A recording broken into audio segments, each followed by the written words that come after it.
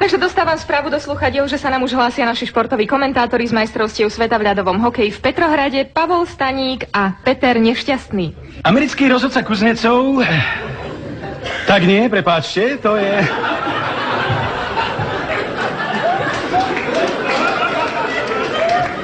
To je ruský rozhodca. Sa práve pripravuje na úvodné vhadzovanie. Tak nie. Už sa hrá minútu. No, ale neviem, prečo sa vhadzuje v strede. Čo myslíš, Peter? Chlapci hrajú velice dobré, velice dobré.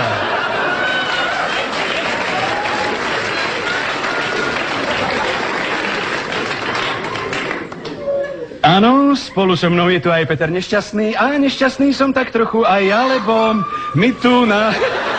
Vajce. Lebo mi tu na monitore naskočilo skóre. Ale diváci o nič neprišli, hrá sa zatiaľ bez gólov, je vyrovnané 3-0.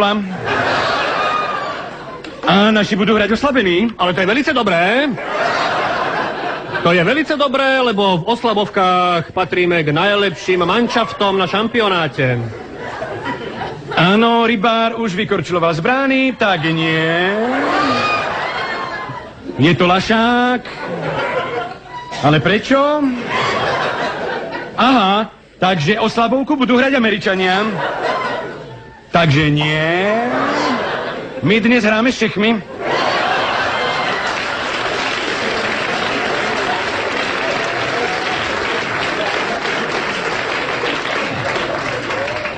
Dúfam, že postúpime do finále. Čo povieš, Peter? Hej, Palino, toto už je finále. Ach tak, no to je úžasné. Tak, my sme vo finále. No, otvorili sa dvierka na obidvoch striedačkách, takže nevieme, koho vlastne rozhodca vylučuje. Tak nie, to je len striedanie. Tak nič.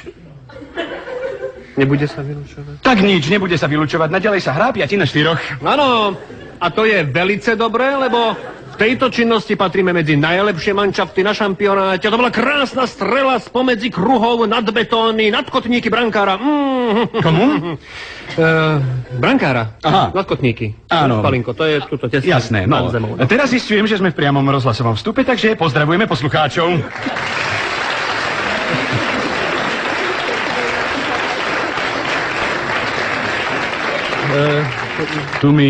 Tu mi do oka padla jedna Mirková básnička na strane 14. Milenci sa v žite hajú, okolie si nevšímajú, kombajnista netuší, že túto hlupe ruší.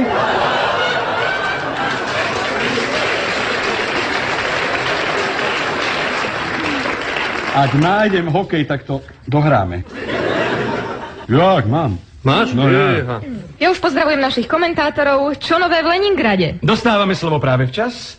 Tu sa začala prestávka po druhej tretine. A tak nie. To si Česi zobrali oddychový čas. Tak nie.